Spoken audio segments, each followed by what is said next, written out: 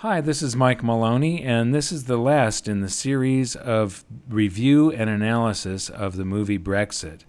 The message in this video is directed straight at the people of Great Britain.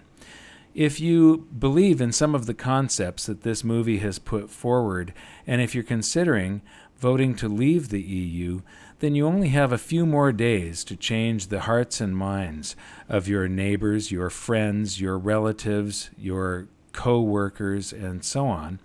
And, only a few days ago I watched a debate, and the person making the argument for leaving was supporting the argument with facts, whereas the person that was arguing for staying supported it with opinion, and he said that it was a judgment call. Well, the facts are that freedom and self-determination create prosperity, whereas top-down rule and regulation destroys prosperity. It's been that way all throughout history, everywhere you look, every society that you study. Top-down rule and regulation just does not work. And when you over-apply it, it just chokes off prosperity.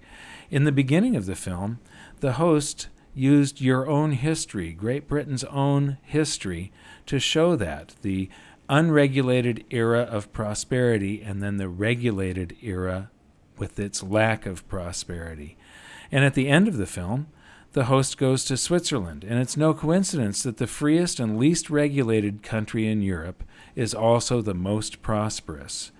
And then I've pointed out many times in numerous videos, I've shown the Economic Freedom of the World reports from different think tanks, and they all come to the same conclusion. When you just gather economic data from any country that reports reliable economic data, if you gather that data, plug it into a spreadsheet, and hit sort, the countries that float up to the top are the freest, and they also happen to be the most prosperous, and the people live the longest.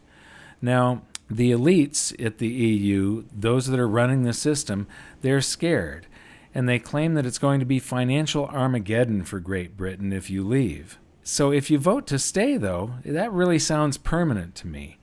But what happens if you leave? Is that permanent? I mean, I haven't heard anybody talk about that. It seems to me that if leaving doesn't work out so well, that you could just say, "We're sorry, we made a mistake." They'll probably chastise you and they'll say, "We told you so." But you know what?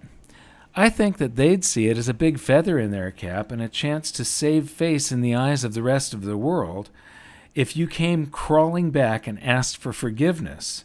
And I'm sure that they'd graciously and magnanimously, yet begrudgingly, let you back in, because I think that they think that it would make them look pretty good. So if you stay, it's permanent, but if you leave, I think you can probably change your mind. Anyway, like I said, you've only got a few days left to change the hearts and minds of people, so get into a lively debate with somebody. Try to support your argument with some facts and some history. Now, I don't give instructions, but if you're passionate about this, you may want to consider downloading the Brexit movie and burning a bunch of DVDs and sticking them in the mailboxes of your neighbors and giving them out to friends and coworkers. I thank you very much for listening.